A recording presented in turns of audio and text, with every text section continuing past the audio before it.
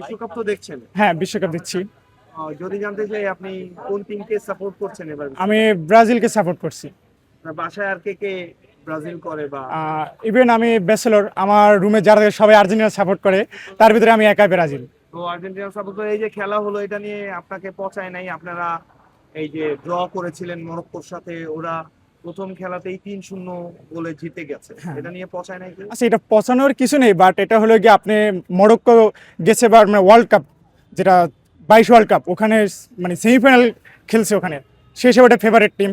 আর এখানে আলজেরিয়া তো প্রায় অনেকটা র্যাঙ্কিং পিছানো, তাদের সাথে আর্জেন্টিনার সাথে আলজেরিয়াতে মানে আলজেরিয়ার সাথে যাই কেনা সেটা আমার একটু কনফিউজ আছে। কিন্তু না, অনেক আর্জেন্টিনা সাপোর্টার তো বলে ব্রাজিল এত সহজ একটা টিমের সঙ্গে ড্র করলো, অ্যাটলিস্ট 2-0-তে জিততে পারতো। মানে আপনি কি বলবেন? না, সেখানে মূলত আমাদের কিছু প্লেয়ারদের কিছু ভুল ছিল লাস্টে, যে মানে অ্যাটাকিং বা অ্যাটাকিং কারণে একটু কিছু মিসিং ছিল। সব থেকে মানে ভেনি সবচেয়ে ভালো খেলছে, তার কথা বললি নয়।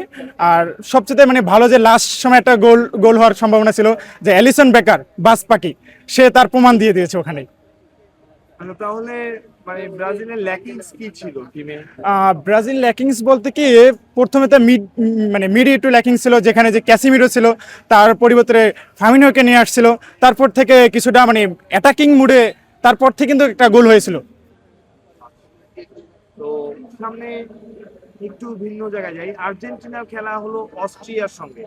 আপনার কি মনে হয় ব্রাজিলের সাপোর্টার হিসাবে, আর্জেন্টিনা কি অস্ট্রিয়ার সঙ্গে খেলাটা চ্যালেঞ্জিং হয়ে যাবে, কঠিন হবে, নাকি সহজেই জিতে যাবে? না, সেক্ষেত্রে আমি বলবো কি, বাট আজকে আর্জেন্টিনা যথেষ্ট ভালো খেলছে, এটা বললেই হয়। সমস্যা হলে গিয়ে ততটা হার্ড হবে না। অস্ট্রিয়া জাস্ট নর্মালি একটা টিম, এভরিথিং, বিশেষ করে মেসি যে ফার্স্ট গোল, জাস্ট আমি ব্রাজিল সাপোর্ট হিসাবে জাস্ট ওয়াও, এটা দেখার মতো একটা গোল ছিল।